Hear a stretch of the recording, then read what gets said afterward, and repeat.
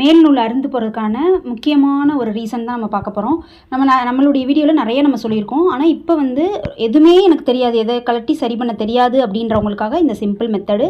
நம்ம இந்த ஃபூட்டை கழட்டிட்டு நல்லா இதுக்கு அடியில் இருக்க நல்லா டஸ்ட்டெல்லாம் நல்லா தொடச்சி எடுத்துடணும். இந்த மாதிரி உப்புத்தாள் வந்து வாங்கி வச்சுக்கணும்.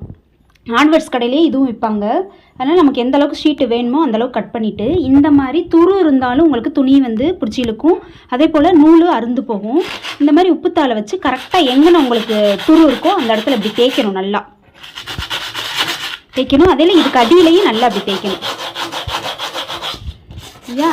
இந்த மாதிரி நீங்கள் நல்லா இது பண்ணிங்கன்னா உங்களுக்கு அந்த துரு நல்லா போயிடும். அதுக்கப்புறமா நீங்கள் என்ன பண்ணால் நல்லா அந்த இடத்த தேய்ச்சிட்டு லைட்டாக கொஞ்சம் மிஷின் ஆயில் ஊற்றி நல்லா அந்த இடத்த தேய்ச்சிடுறீங்க. அதே போல் ஊசியை நீங்கள் இப்படி தடவி பார்க்கணும். எங்கனையாவது நமக்கு இப்படி கையில் இது பண்ணணும், சொரசொரப்பு இருக்குது, இந்த மாதிரி சொரசொரப்பு இருந்தால் அந்த ஊசியை கழட்டிட்டு வேறு ஊசி நம்ம மாட்டிட்டு தைக்கணும்.